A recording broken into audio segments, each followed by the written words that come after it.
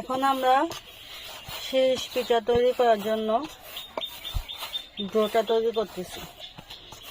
সিদ্ধ চাউলের গুঁড়ি ফুটন্ত গরম পানি দিয়ে শুধু মেখে তারপর ভালো করে সফট করে ভালো করে মথে নিতে হবে আর কি, তাহলে ডোটা ভালো হবে। দেখতে পাচ্ছেন খুব সুন্দর করে সফট করে মাখা হয়েছে ডোটা। এখন আমরা শিরিষের মধ্যে ভরে নেব।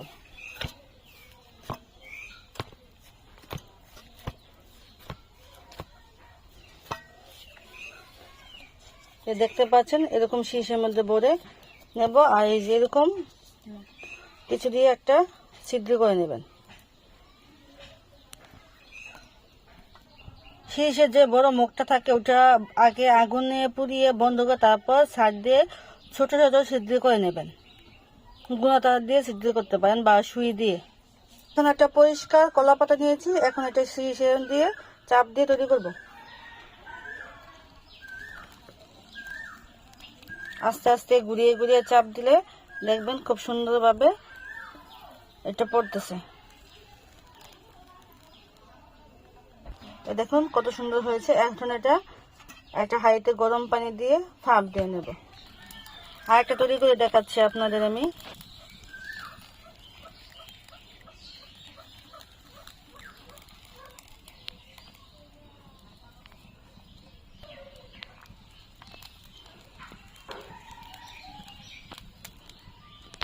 দেখুন কতটা চিকন চিকন এবং কতটা সুন্দর হয়েছে। এটা কিন্তু খুব সফট হবে এই চিকন হওয়ার কারণে। দেখতেছেন ফুটন্ত গরম পানি ভাপ উঠেছে। এখন এর মধ্যে একটা আমি চালনি দিয়ে দেবো। এই যে এখন এটার মধ্যে একটা পিঠা দিয়ে দেবো।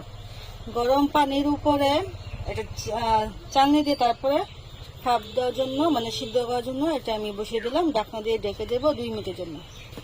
এখন ঢাকনা খুলে দেখি সিদ্ধ হয়ে গেছে। এখন এটাকে আমি নামিয়ে নেব চুলা থেকে।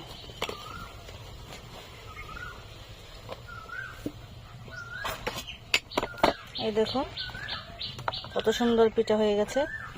এটা একটুও ভাঙবে না। এখন রোদ্রে শুকিয়ে নিলেই বাজার উপযুক্ত হয়ে যাবে।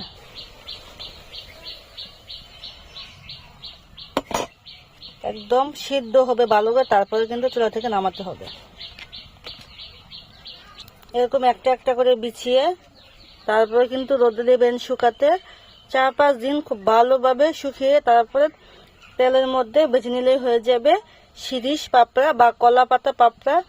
আপনারা যেভাবে যে নামে চিনেন, কিন্তু পিঠাটা আমার রেসিপি দেখে তৈরি করবেন, তাহলে পারফেক্ট হবে। আশা করি আজকের রেসিপি আপনাদের কাছে ভালো লেগেছে। এখানে আমি আর অনেকগুলো তৈরি করে রেখেছি। এখন এগুলো সবগুলো আমি রোদ দিয়ে দেবো শুকাতে। ভালো থাকবেন সবাই, সুস্থ থাকবেন। আল্লাহ হাফেজ।